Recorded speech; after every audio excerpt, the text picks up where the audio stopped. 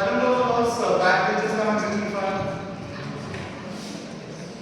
Always bring wishes from the same college, from the Department of Clinical Periodontics and Implantology and Royal College of Palakkad. Been there as a speaker from the beginning of this venture. And before I start off my presentation, I would definitely love to congratulate or would like to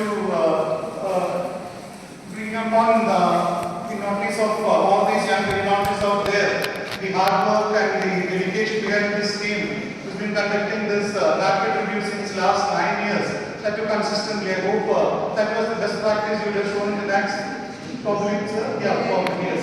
The Department of Periodontics is doing such wonderful job. It's a boon to the upcoming periodontists. All periodontists of state would have gone through this rapid review at least once during their period.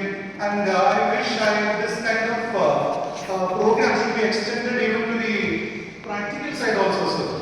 It's like we don't have a uniformity of the clinical examination being conducted in different colleges across the state. So if we can conduct a practical examination also, if not in the clinical manner, at least in a kind of presentations like this, how it should be conducted to make a uniformity among the practice of practical examination pattern also. That would be of great help to the exam going postgraduates out there. So next time when you come with the testimony part of your show, hope you'll be updating it with the practical session as well.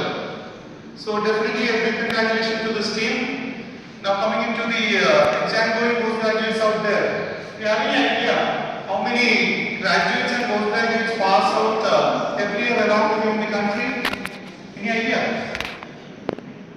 At least undergraduates 10 years ago, it was 24,600 undergraduates that come out every year and 6,000 postgraduates every year.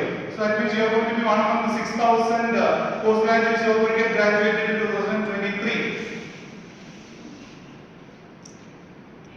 And if you think you can start your own clinical practice, patients queuing up in your clinic, demanding your treatment, then you need to know one fact out there. There are enough and more senior practicing in every single buildings of Kerala. We might see even more than one clinic per building in Kerala. So that's going to be the outcome if you have any idea to start your own clinical specialty practice. No, leave it. You want to start with a job in one of the dental colleges in Kerala. That's quite a good idea. We got around 24 or even 26 dental colleges in state. But the thing is, there is no department which has got any vacancy for you. And even the saddest part is that most of the dental colleges in state doesn't pay you much or on time, or even they don't pay you at all. So the scenario is pretty bad. So that means the last years of your happy life in your entire learning careers, it started from LKG till post-graduation and MBAs of any subjects, because you don't have any excuse of telling your parents or relatives or school old colleagues or anybody that I'm still studying. It's going to end up in another 1 or 2 months' time. And that means the golden period of your life, the student's life is going to end up with the pass result. So better be careful. That pass result is going to spoil the entire the show what you'll be doing from the LKG classes. So better fail. If you think starting an exclusive perio practice after completing your perio BG is going to be something where you have awaiting general practice outside of Kollam or any part of the state to call you for a perio consultation, and you think some patients are going to walk into your clinic seeking for a periodontic consultation, like the way they come and ask you for a proclaim fee, they want to do some offer treatment for it. If you think or expect some patients to come to your clinic and ask for some perio treatment, or you think someone will come into your clinic saying that I've got a bone loss here, pockets there and all those things, then my take is welcome to the world of jobless doctors, sleepless nights, lonely days. And apart from whatever you've been discussing from morning, discussions no more about periodontics or dentistry. Right now, for the next 30 minutes, I'm going according to what Dr. Kollam sir said about the time management. I won't be boring you too much. then it's about the life in front of you. It's not about the anymore periodontics, because you would end up learning the entire perio in another 2 months time. There will be no perio left for you to learn. So probably you're going to be on top of the periodontics subject with the maximum degree that you can acquire from India. That is MDS. Now setting about that aspect of it, is there any way place to own your among the saturated dental specialty world? Is there any scope for a periodontist among other specialties? Then, understanding of perio, MDS, syllabus needs and introspection. It's not exactly what you've been learning throughout the last 3 years of your training period. That probably is what the fact that you're going to face tomorrow in the reality. Periodontics cannot be practiced in isolation. Please understand this factor first. Not like an orthodontic subject or probably like an endodontic. This cannot be practiced in an isolative manner. Applied periodontics is truly a multidisciplinary science. Unless you understand this aspect of perio, then the entire perio what you would have gathered and kept inside the head might remain there till you die. So having said this, I come to my topic of interdisciplinary periodontics, which I probably call it as inclusive periodontics. It's not an exclusive periodontics, inclusive periodontics, which probably I acquired this idea from another months of my guru sitting here. Way ago, 10-15 years ago, when we had a talk on the practice of periodontics, because he instilled this idea into my mind of interdisciplinary perio that should be taught to the postgraduate students, not an exclusive way of practicing perio, because perio cannot be practiced in an isolated manner. Now, what is this interdisciplinary practice and multidisciplinary practice that you hear very often? When a team of dentists, when a team of practitioners delivers a treatment on a particular patient, it is described as interdisciplinary treatment. And when a single provider, a general or a clinician, when delivers all aspects of patient's care, it is described as multidisciplinary treatment. And this is where periodontics need to be applied. There is no better specialist than a periodontist to deliver multidisciplinary treatment in dentistry. Please remember this aspect of perio. Unless and until you understand the real application of your knowledge in a multidisciplinary approach, when you should be able to treat the multiple aspects of the same complaint to which a patient has reached you, you are not doing the perfect justifiable thing what a patient expects out of you.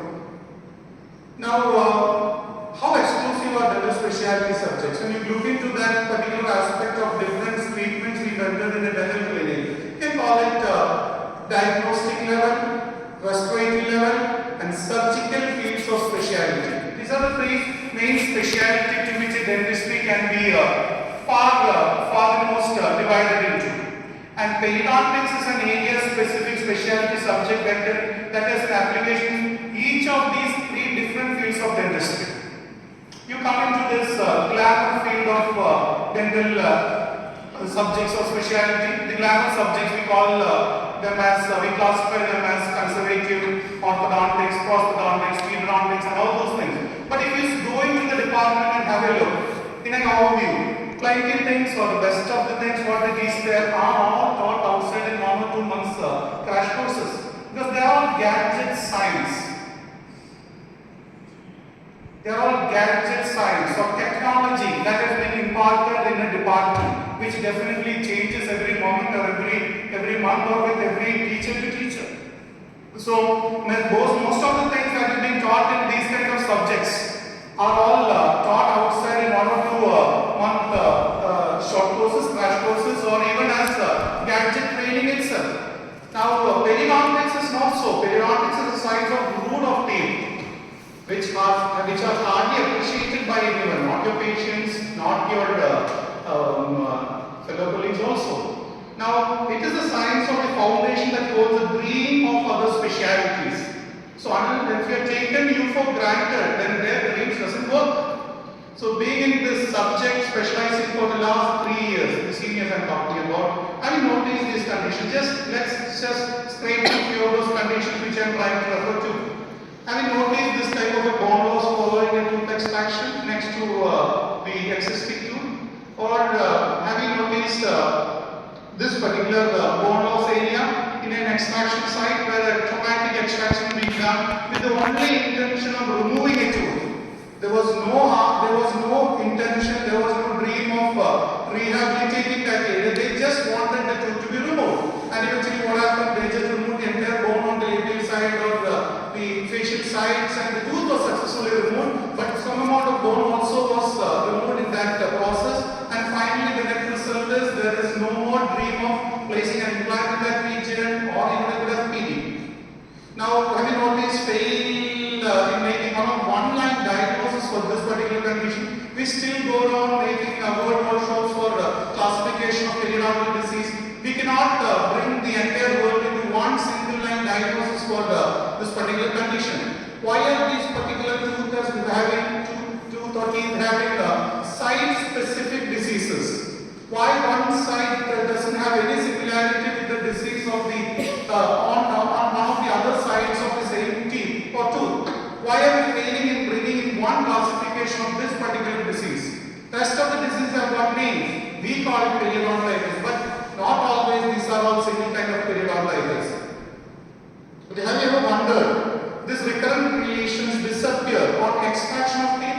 Whatever the lesion is, you call it drug-induced, you call it that, hormonal that, systemic that, or whatever it is, everything just disappears once you extract the tooth.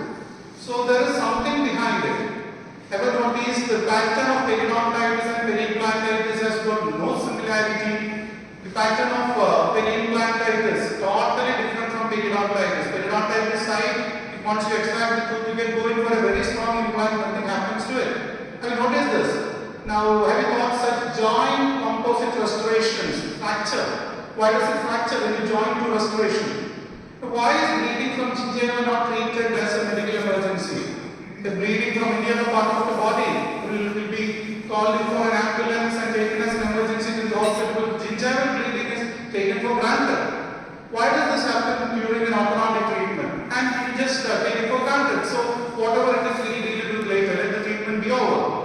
Ever wondered why biology grip of gingiva is a very serious concern for a prosthodontist? What is that hidden in the biology grip area? Never understood why these techniques were introduced in dentistry. Not to take a good impression, not to keep gingiva away from it. It's all not to create any extra material flowing into or rather restoring in one of those areas of filling which is overextended into the gingival side. So these are all periodontal gadgets. Ever thought of the technical reason behind splinting of mobile teeth? Why we have to splint mobile teeth? And have you ever noticed the science behind the failures of these splinted teeth? The splinting was once upon a time a common treatment done for all the mobility raised problems of patients, and later on we understood splinting is doing more harm than probably immobilizing it. Ever thought about repositioning of intermaxillary fixation? What about fracture has happened in the alveolar bone? Once you do intermaxillary fixation, how does it get back to normal after its normal period? What's happening in the alveolar bone during the healing period? Ever thought this one thing, a permanent retainer following an orthodontic treatment or a fixed treatment? Why are you going for a permanent retainer, which we definitely know is going to harm the gingiva down there? Any speciality when overdone results in a periodontal breakdown, nothing else but a periodontal breakdown. Anything extra being done in any speciality is going to be upon our shoulders. See, a principle of orthodontic tooth movement is actually one chapter in the year called trauma of occlusion. You apply pressure onto that according to the momentum, the direction, the duration, the frequency of force. All those things are being shown to be a pathological aspect of trauma resulting in trauma from occlusion. That is being one way or the other very well or cleverly used by orthodontists to do their entire process. Now this faulty movements often resulted in periodontal defect. How did an orthodontic tooth movement resulted in bad bone condition or periodontal defects? See, an overfilled endodontic restoration. This resulted in a periodontal abscess. So you go ahead into the periapical region, there was something out there. It will pop out as a periodontal abscess, not anything else. Now, an overextended restoration, excess of any restorative prosthetic material that became a burden to the periodontia.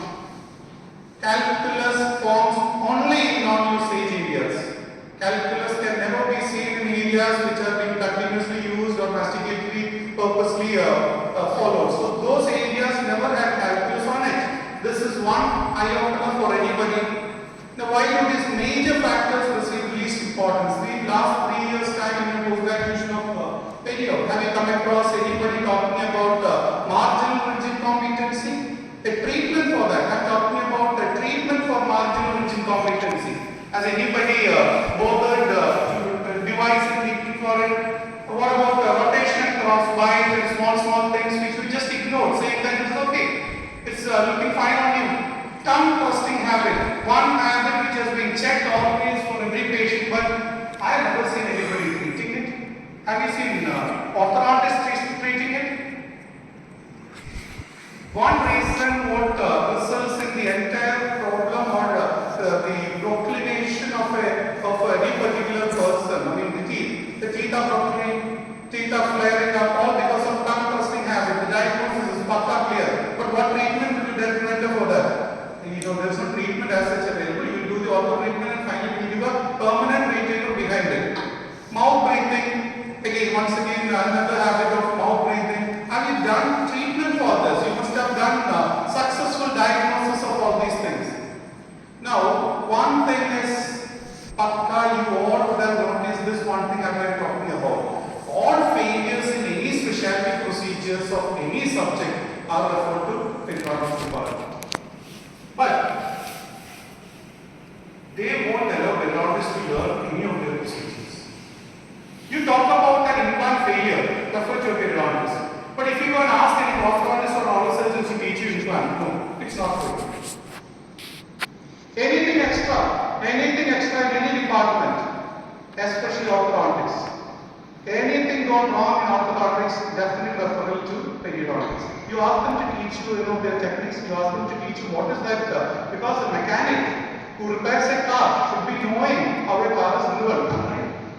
But nobody teach you all those things, but they expect you to cover up all the defects what they have created in their treatment. This is one thing that is pretty interesting.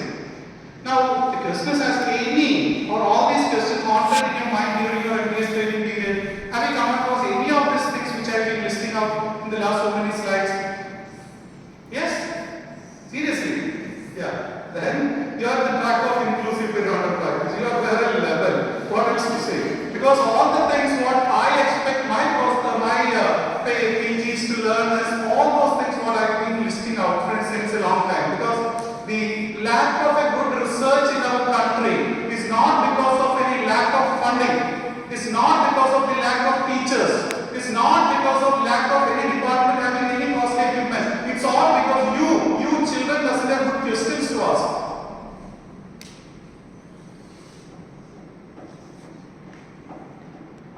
You don't have any questions to ask. So where will this answer in the form of research is going to come out? It's all because of lack of good question. Somebody comes and asks you any question, I'll give you some wrong answer. They are so happy with it. Then what kind of a question was that? You shouldn't be happy with any answer any teacher gives you at any point of time. That's the only way to grow. That's the only way to grow. Now, periodontal treatment is all about creating, restoring the right color, right texture, the right contour, the right consistency, and position of gingiva. When I say position of gingiva, I didn't mean just recession, I mean even the pocketing formation. The entire thing, it has to be restored back to normal, to the healthy condition. In short, creating a healthy, maintainable state of periodontium should be the aim of any periodontal treatment. Deviating from the normal gingival feature is the beginning of a tooth loss. You have an extracted tooth on a table. Just ask him, what's your story? The story will date back to one point where there was a gingival color change in the interdental papilla next to my knee and my nearby neighboring tooth. So I mean to say, a tooth loss happens from a small color change in the interdental papilla next to me. That will be the answer that the tooth has to say. Now, interdisciplinary periodontics, which I am referring to, has got no boundaries. No boundaries. Any procedure like non-biocompatible dental material, and overdone filling, over contoured crown, biological violation, violated anti is low.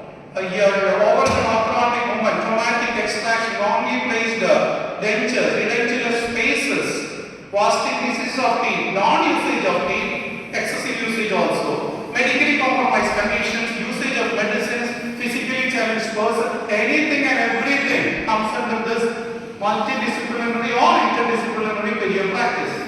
Now, your ignorance about their specialities or their ignorance about your perio, that decides the boundary of interdisciplinary perio.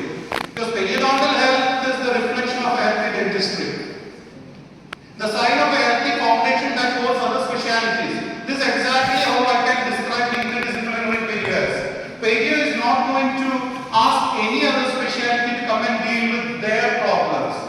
Naturally, it's the other specialty who is going to tie a knot with you commonly. So you become a common person for many people to tie a knot. Now, this has been rarely interpreted like this. They take perio for granted. And this is the kind of things what generally being seen referred to you as something that now it's going to be your headache. Now, what every other specialty expect us to do is do whatever the problem associated with their specialty, treat it with bone grafts like concrete and other metal and other things. So you mix and put it there, and then the things will be solved. And there is one more thing what they have heard about, which we rarely hear nowadays: guided tissue regeneration. About some technique, no? Something which was introduced later, somewhere in the grandfather's period, guided tissue regeneration. That doesn't exist anymore here. Guided bone regeneration, definitely yes, but not guided tissue regeneration. If both these techniques fail, still you have got something else in a department. A laser, you do something with laser and solve all these problems of a building. Now, that keeping it apart, you young periodontists believe the entire thing can be solved with all the knowledge that has been marked up from Kerala, Grad and other textbooks. You think the entire knowledge what you have acquired on hand is going to support all the things what the other specialties have done and kept on top. And we elders, at least 3 of us sitting over here knows, this is the way we are running the perio department as such. It's a very pathetic condition where every other specialty has to be, whatever wrong that was being done by the other specialties to be managed in perio.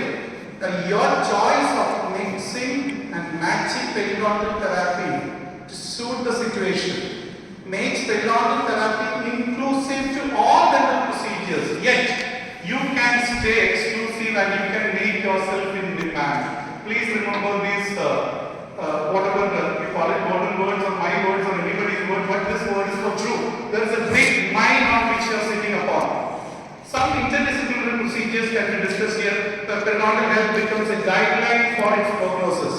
For example, a patient turns up with a case like this which has got nothing to do with perio as far as the patient is concerned, or if at all for a person who knows little about perio is concerned, he wants to get this diastema closed with composite. Not ortho, just with composite. Now, when it is referred to a person who knows perio well, or to a periodontist, much things like these 4 things will definitely come to your mind. What about the gingival pockets there?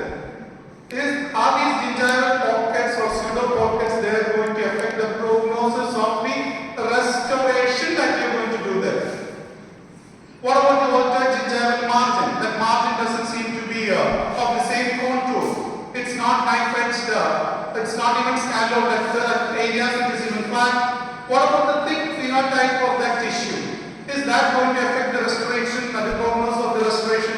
What about that aberrant attached frenum? The frenum attachment which is seen to be aberrant here. Is that going to affect the restoration that you are planning to do? Is it in any way going to affect this? Yes. Yes, definitely answer is yes. And the treatment goes in this terms where you remove the pseudo pocket, you remove the frenum over there, and you make it as clean as this. The entire thing, the entire scenario what the patient came to you without any complaint of whatever you think you have done so far. You have done all those things. Now that area is ready for the restoration, and probably the restoration can be done at a very better level, definitely, but make sure you have done this one thing more apart from the normal conservative restorative theory. You have to have a space in between the teeth. It should not be attached to each other because periodontia need to be allowed to move within the confines of the periodontal ligament. Please, otherwise that exercise becomes absolutely waste. Your respiration might fracture, the periodontium is going to definitely cause other problems. So this is how your kind of interdisciplinary or multidisciplinary approach should be. It's not that a person has come in for a restoration, you go in for a restoration. If you derive some kind of this kind of a situation wherein you really go into the periodontal aspect of everything, every clinical conditions that appears in front of you, then you've got a lot to do in the same case. See a case similar, comes for a composite restoration. Now your line of treatment goes on like this. All those bulbous things in the interdental cavity has to be removed by gingivectomy or gingivoplasty technique. Then you get the clean and divide ready for the restoration. Then going for a restoration, whatever is the normal restorative principle to be followed, you do it and place it. Again, condition like this has come out with a beautiful gingival pocket on the canine, which is seldom noticed, or this is something what we ignore, and we go in for the reason why the patient is there on the chair and he just needs a filling, and you go for a filling, do a filling. That's not what is applied in the clinical periodontics side. You have to go in for the restoration definitely, but only after getting a periodontal clearance. See, a condition like this can definitely undergo a restoration, but definitely give a space for in between the two restorations, which will allow the normal periodontal movement.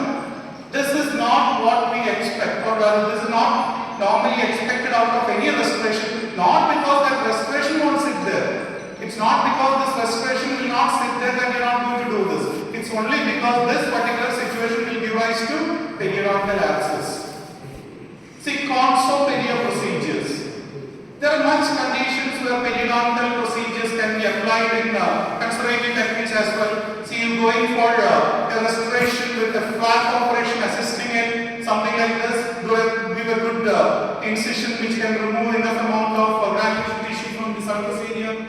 Then going for a flap operation. Then in that condition, if you can do a restoration, which will be much better than what you would have done otherwise with the gingiva there and the GCF over there. You can do a glass eye restoration, get the things filled. Later on, if you want to go in for a crown or a composite and all those things, it's different. But getting the teeth saved with this kind of a perio, conso, interrelationship is much a better approach of a clinician.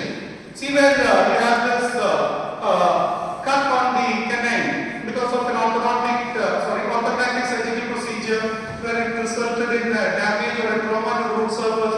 You can definitely plan an opening up of a flap and do the restoration. This restoration was done 15 years ago, which is still remaining there in the patient's mouth even without a crown. So there are things which are beyond your normal kind of imagination what perio can offer you. What about ortho-perio procedures?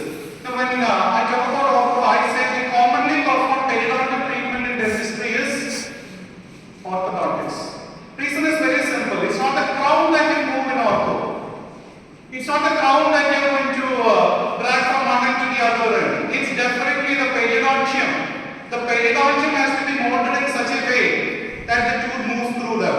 If periodontium is not healthy, then if you try to move the tooth through the periodontium, the resultant thing is going to be very disastrous. So the gingivectomy ortho-perio procedures, you have got a lot of applications of this brackets to be placed in a tooth which is embedded inside the gingiva. What a big role to play in it. You can even build a tunnel through which the tooth can be brought into position. These are all your dreams about the periodontal procedures and the basic things what you have learned from the department as flap surgery and the resective osseous surgery, and all those things can be applied here and very well used in those conditions as well as this. So and ortho to be assisted by perio, lot of things, starting from giving the clearance for the treatment and taking up the kind of small periodontal changes that would happen throughout the period. This kind of a good bonding between ortho and perio is very essential. Otherwise, this is going to be resulting in ortho-perio disaster where perio cannot do anything upon it. So that's going to be the serious concern of it.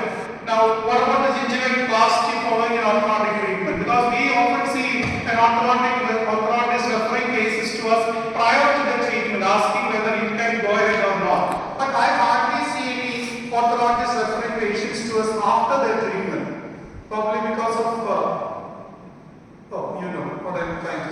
So we hardly see such cases referred back to you after the treatment, but if at all they turn up, these are the small things what you can do for them.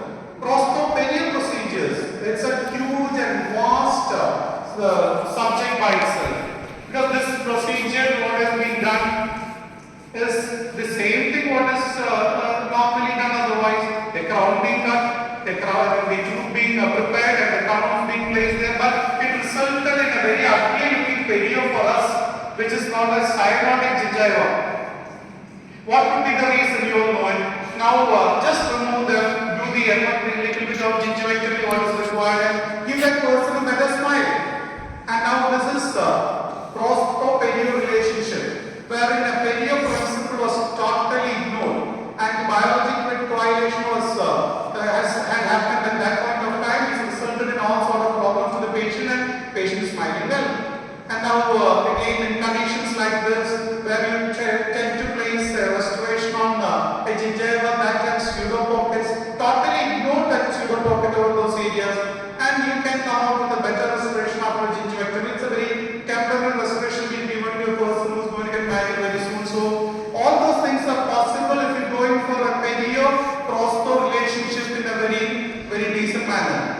This is one thing that has to be very clearly understood. Biology quit. The violation of this biology quit can never be a good restoration at all. So the concentration of tube preparation is not just in its convergence or its divergence or creating point angles, line angles, even the margins. Where are you going to place the margin? Are you going to give an extra load to the periodontium? If at all you try to give an extra load on the periodontium, you will get it. Now that is what is being seen here with the biological violation has resulted in a perio problem. Now prosto procedures. If you have got such severely decayed crowns, now if you are going to place your crowns over dental caries affected margins, definitely that's going to result in a total fracture of that tooth in a later period of time. So why not going for a gingivectomy, expose some amount of the cervical area which is not affected by caries, and then going for a crown. So it is like they would have placed a crown. Definitely, crown was indicated for those teeth, crown or veneer or whatever it is. But we have our portion of say for your crown to stay for a longer time, for your crown to have a better prognosis. Just follow few periodontal treatment as well. That will result in a better condition. See a condition here, a crown is being given. How is the position of crown? Position is all fine, but we periodontists should have done it in a better way with some amount of changes in the gingival margin of the same person, and the person would have smiled like this. So this small changes that has resulted in an drastic aesthetic change. The patient was never aware of it. The clinician was never aware of it. Now it's you. Now it is you with your gingivectomy, the flap surgery, the resectiosis surgical principle, all those things to be educating or rather enlightening those clinicians. See a condition like this, a crown is being given, there is a space in between the two teeth, crown is being given, a fill is being given, but could have been better like this if you had known about the gingival changes that was happening underneath it. This same smile of the same person would have had a better teeth to smile better. Now, one serious and important thing is to check whether there is enough of attached gingiva left behind when you are going to give a crown closer to the neck region of the tooth. If you have got enough of attached gingiva, then you got gingiva. If you don't have attached gingiva, then you don't have gingiva. Because attached gingiva is what is gingiva. Now, what about exodontia? We said about this earlier. So, in this particular condition, if we had planned the periodontal procedure wherein we talk about socket preservation, gingival augmentation, hard tissue augmentation, if at all this extraction was done by a person who knew about or who know about these kind of augmentation procedures, of course that is nobody other than a periodontist. So in short, what I am trying to say is, if you get a chance to extract a tooth, don't refer to an oral surgeon, do it. Because you are the best person to do the multidisciplinary approach for any kind of clinical situation. See, a heavy section,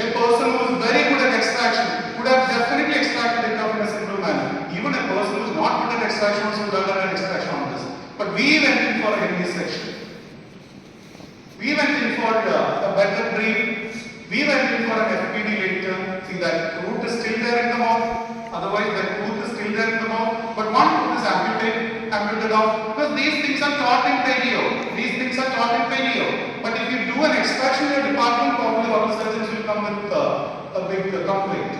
But so this is very simple.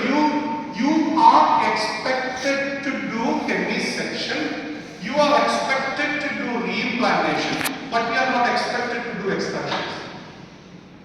You can ask an oral surgeon to teach you the art of extraction. They won't do that. But if you need to do a heavy section, they will refer to you. This is the biggest value. See, then you have to do a reimplantation, referred from an endodontist. It has to be done in your department. You alone have to do it. If you don't do extraction, how are you going to do an extraction of that RCT done too? It's very, very tough to do that. But you need to be an expert in all those things. And when you have an oral ankle fistula, the best person to do a flap to close an oral ankle fistula is definitely a periodontist, who has got so much of experience in placing a flap on the parental side, who has got so much of experience in doing plastic surgery with rotational flaps, with grafts. They are the best people to do it. So why don't you go ahead and experience it? Implant perio procedures, where you expect an implant to have the best peri-implant mucosal region, which is very much in syncing with the gingiva next to it. Definitely it's you. Because this kind of a condition, which is peri-implantitis, this is being referred to you, whether this implant is placed by an oral surgeon or an prosthodontist or a pediodontist or an oral medicine person, anything to do with peri-implantitis will be referred to you. Be careful about it. If you say, I am not well versed with implant, that's not the excuse. Being a periodontist, you are supposed to know how to manage peri-implantitis. Whether you have placed implant or not, you are supposed to know about it. See, such case has been referred also, where we have such recession happening in an implant. Of course, we have got techniques of the subepithelial connective tissue graft placing over even on implants, right? So when it goes from implant plasty, then we goes in for the connective tissue graft procurement from the palate through the window. We open it up, take the graft, then place it there, switch it up, and we get a wonderful result even out of it. So you can practice all those things if you know perio very well. See, another thing is immediate implant cases. Immediate implant cases, the way periodontist can manage it is absolutely phenomenal. Because the thing is, you are going to have a big socket onto which you are going to place a lesser diameter implant. Of course, you can't fill the entire socket with implant. So you have some kind of a jumping space, the horizontal space in between the implant and the socket wall. So how are you going to fill it? Even if you fill it with a bone graft, it's going to be exposed to the oral environment. So the only thing outside is whatever you learned in periplastic surgery, take a good connective tissue or a pre-gingival graft from any place. If it's from palate, it's from palate. Give it a complete coverage. So clear case of perio application in an immediate implant cases. These are very well appreciated, very much appreciated in any kind of implant practice, and which is not a normal thing in any other specialty other than periodontics. Even this kind of connective tissue grafts can be procured from the edentulous site also. From the edentulous ridges, you can take such wonderful grafts and do the immediate implant socket closures. Even in an extrodontia technique where an impacted tooth is to be removed from a nearby 7 and 8 is to be removed from 7, near to 7, which is very tightly or closely placed or closely next to the root of 7. This has got a lot of perio principle to be applied here. So what I personally feel, if at all this tooth is to be extracted, who should be doing it?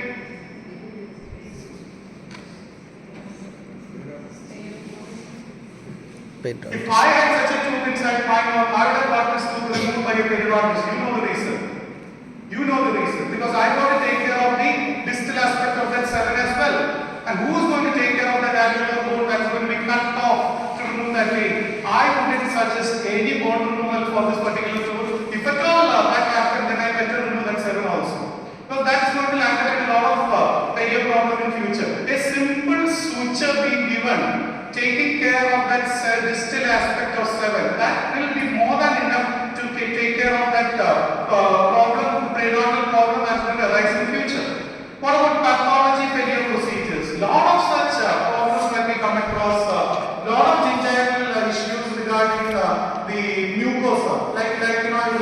by drug reaction, lichen planus, all those things. They just vanishes when you extract it. So all those kind of perio things, drug-induced gingival enlargement, to a certain extent or to a higher extent. There is no drug-induced gingival enlargement also. So things like these drug-induced gingival enlargement that cover up the teeth, all those things which the drug cannot be stopped at all, the treatment has to be done as well. So we go ahead and do such treatment. These are all part of interdisciplinary approach. The question on interdisciplinary is being asked as an essay for you in the upcoming exam. If you stop with the treatment of orthopedio, prosthepedio, consopedio, respiratory pedio, all those things, then your answer is not complete unless and until you venture into the medical side of it. The systemic diseases of that affects the periodontium, definitely an interdisciplinary thing that is required. Periodontal medicine, definitely interdisciplinary thing that is required. So interdisciplinary perio doesn't end anywhere. It just goes and meets the medical college there or here, wherever it is.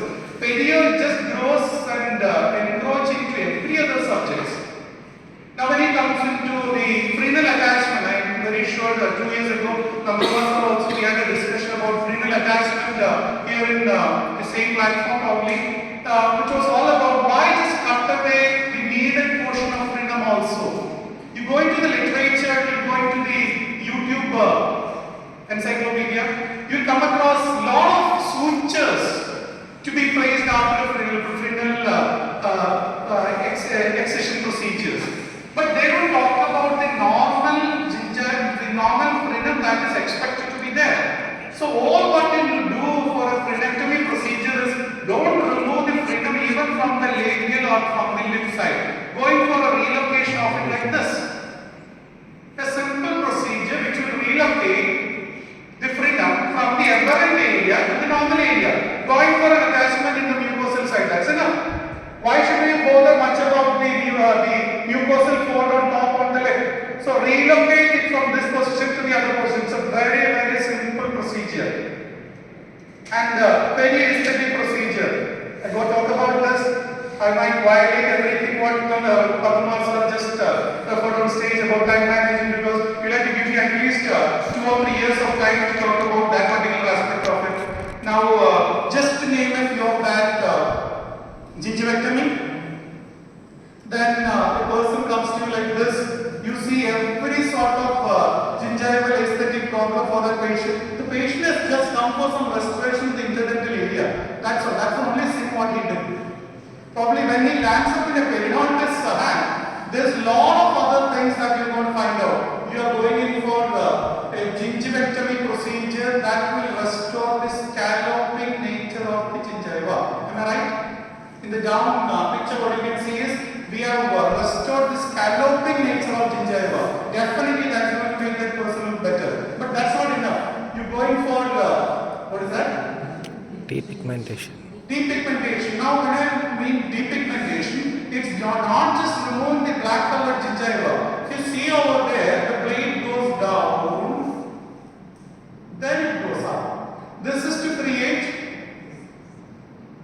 not scalloping but festooning. The festooning of the gingiva. That is a much beautiful smile creating aspect of it. So you're going for depigmentation. The excess gingival thickness is being removed. So that's what I said in the beginning. When you see for the gingival pocket over there, this is done. When you see for a thicker phenotype, that is to be done. If this person is going to get a few gingiva for a small period of time, or that's okay. That's okay. We never assured that person to have a big smile. We told him your gingiva is thick in the labial side, which is going to create a problem for your future. Make it thick and slip enough. And yeah, this is the net resultant picture where you have got scalloping being done and festooning also being done, and see how the person's gingiva has turned out to be. It's pink, but pink is going to be changed, or rather the degree of the pigmentation is going to be not much affected. It's going to come back again, but finally the restoration looks beautiful, all because of the periodontal procedures we have done.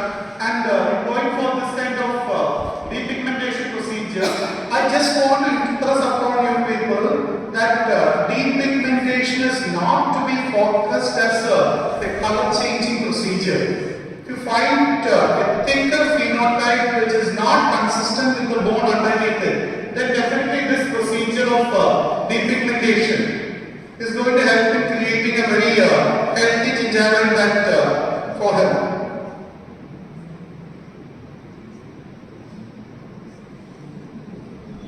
This procedure with laser would have taken much longer anyway. If you're good enough with your blade, go ahead and do it. It's not that laser should not be applied here, or laser is not the right equipment for it. For a surgeon who is well equipped with this blade, can do it with ease also. So the time taken for the entire laser equipment to be made ready for the procedure would be the whole time required for the surgery as such. Am I right? It just took 30 seconds. Yeah, that's it.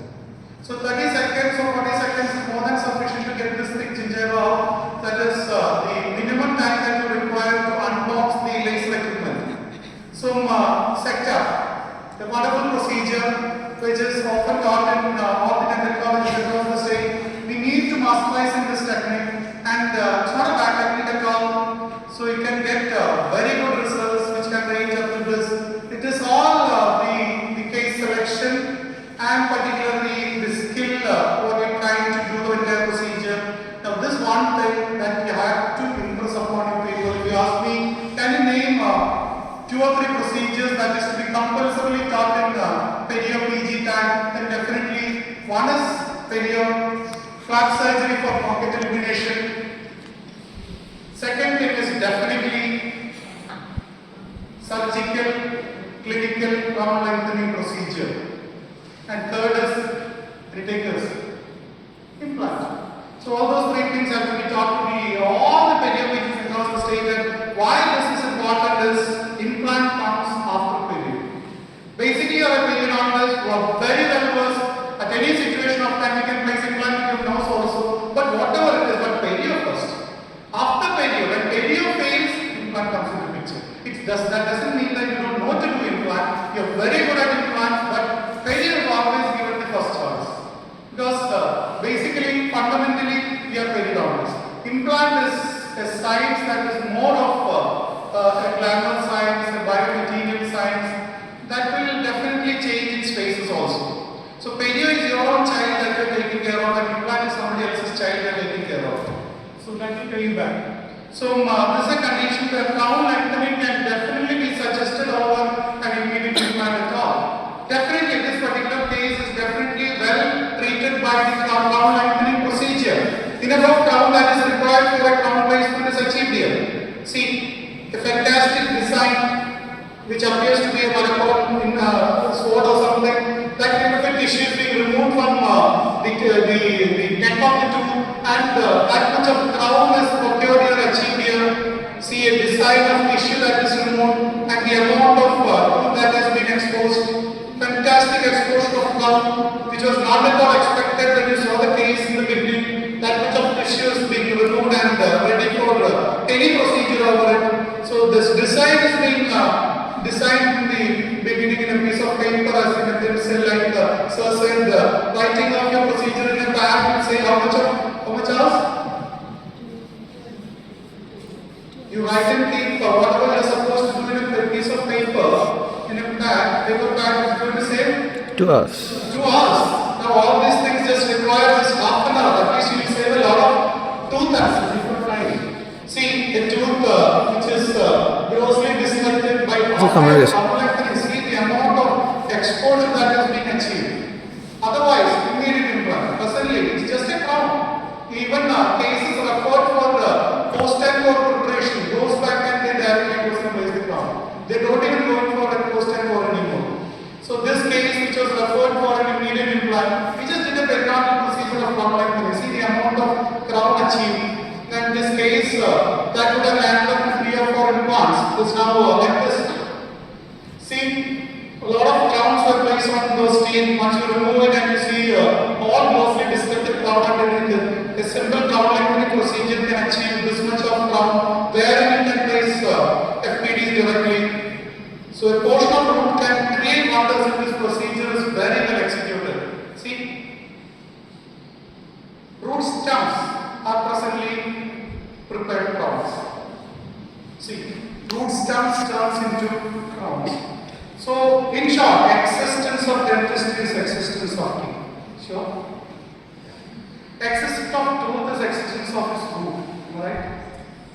or no? Yeah. Root. Root is the fact. Root is the fact. If at all I stand here giving such a lecture to you, it's all dependent upon the foundation of this building. Yeah, definitely. So periodontology is the science of existence of dentistry. Definitely. Where else can you find such a speciality? Where which other speciality can be substituted in that last one sentence? No way. Now interdisciplinary periodontics is vast as your imagination and your brain goes. Periodontal medicine, systemic disease related periodontics, iatrogenic periodontics, aesthetic periodontics, you name it, that will be there. Periodontists who have understood periodontology as an interdisciplinary multidisciplinary science would flourish in this practice, rest all will vanish or perish. Future and scope of clinical dentistry. Yeah, definitely I would like to state, standing over here in this platform of Azeezia Dental College, that if a vaccine for caries is discovered, one department will shut down forever. Am I right? Yeah, it has to shut down. Next gadget rotary instrument, department is closed. Because right now there is no single endodontic procedure that an endodontist alone has to do. Rotary endo has done wonders to every BDS people out there. What about oral health for all become a reality? Public and dentistry is gone. Whatever they preach, if it becomes a reality, then we are no more. Preventive dentistry comes into a reality, periodontics. It's like it's a wonder thing that we see any person who successfully clear conservative and pedo comes back with a bunch of chocolate or laddu. It's so clear that nobody wants us to skip sweet because it was little cases. Then what is the other reason? I always say,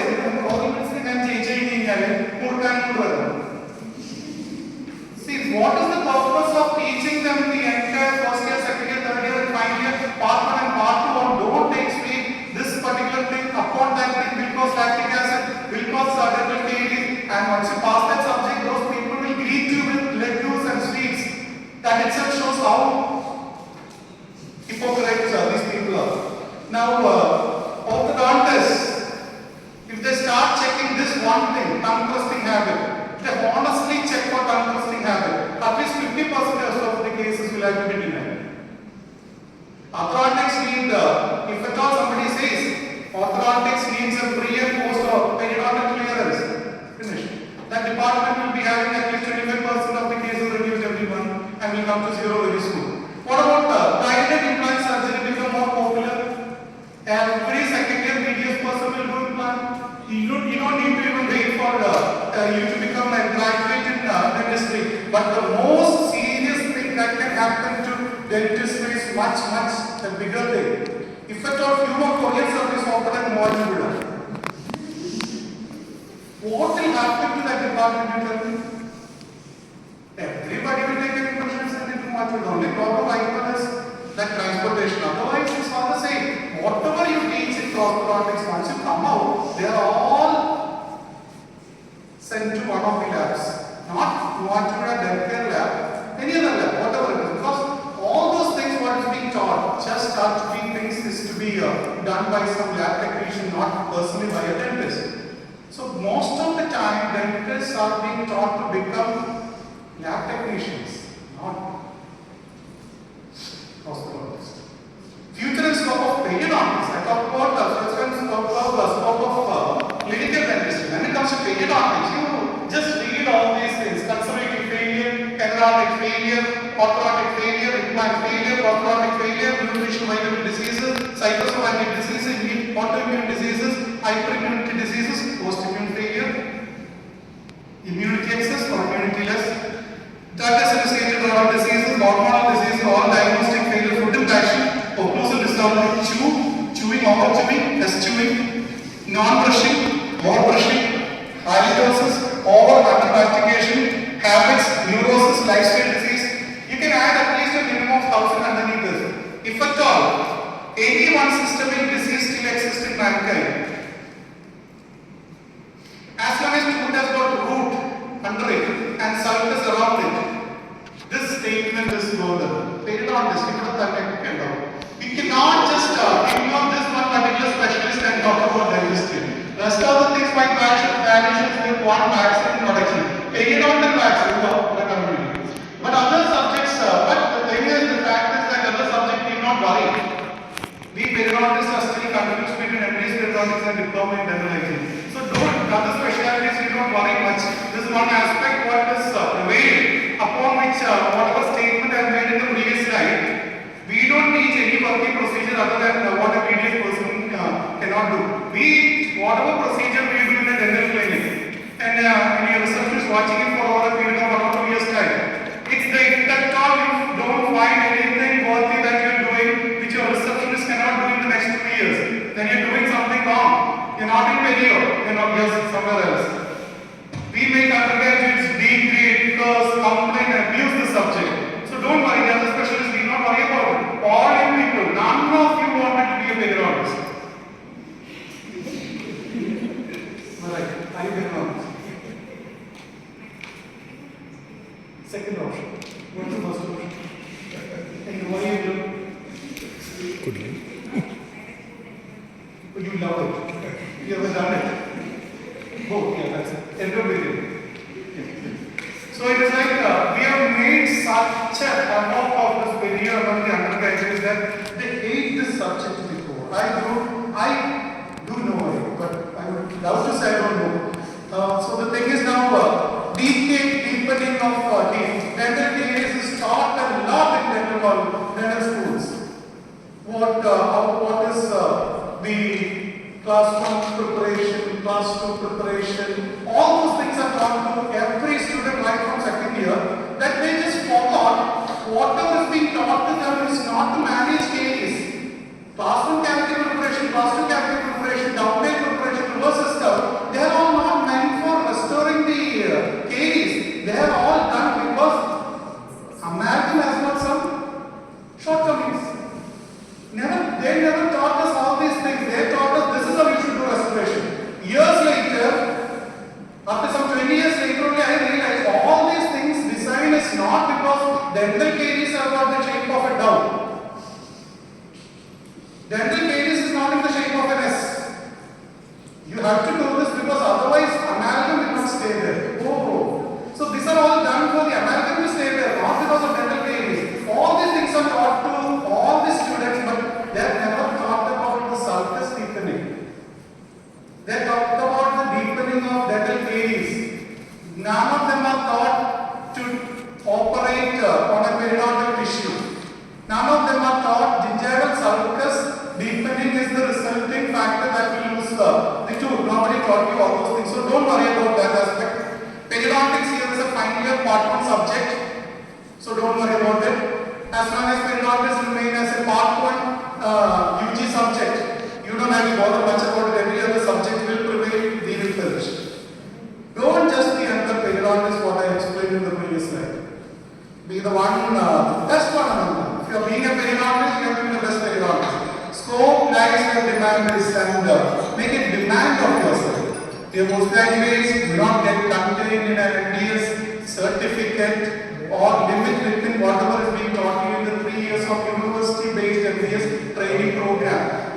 That was just because of the Bhagyada. We have to complete your syllabus in 3 years' time. That was the only reason why certain things were only taught to you. Don't just get contained there. You may be having a better periodontist inside you. Explore it. Definitely, that's your responsibility.